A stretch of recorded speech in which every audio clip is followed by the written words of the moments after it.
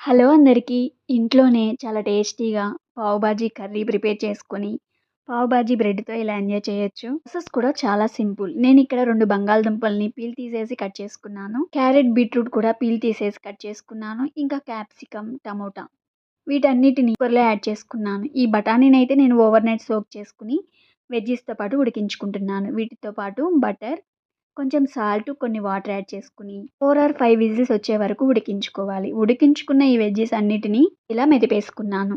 మీ దగ్గర క్యాలీఫ్లవర్ ఉన్నా కానీ ఇలా ఉడికించుకోండి. చాలా బావుంటుంది. ఇక్కడ బీట్రూట్ అయితే ఆప్షనల్. అయితే కలర్ ఏమి యాడ్ చేయకుండా కలర్ కోసం బీట్రూట్ యాడ్ చేశాను. స్టవ్ ఆన్ చేసుకొని కడాయి పెట్టుకొని బటర్ కొంచెం ఆయిల్ కొంచెం యాడ్ చేసి 2 ఉల్లిపాయలని కట్ చేసుకొని, అలాగే 2 పచ్చిమిర్చిని కూడా, 2 టమోటాలను కూడా ఇలా బటర్‌లో వేయించుకుంటున్నాను. ఇక్కడ పసుపు, 1 స్పూన్ అల్లం వెల్లుల్లి పేస్ట్ యాడ్ చేసుకొని, ఉడికించుకున్న వెజ్జీస్‌ని మెదుపుకున్నా కదా! ఆ పేస్ట్ కూడా యాడ్ చేసి, మెయిన్‌గా కావాల్సింది పావు బాజీ మసాలా. నేనైతే డీమార్ట్‌లో తీసుకున్నాను. 1 స్పూన్ యాడ్ చేశాను.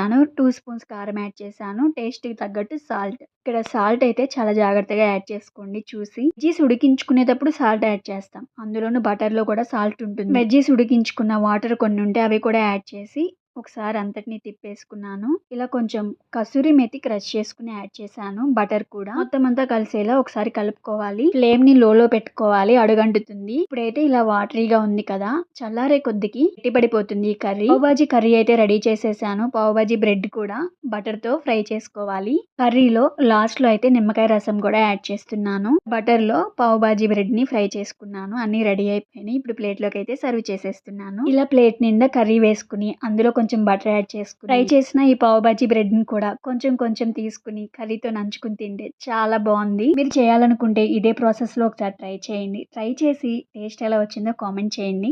లైక్ చేయండి, షేర్ చేయండి, సబ్స్క్రైబ్ చేయండి. Thank you for watching. By by.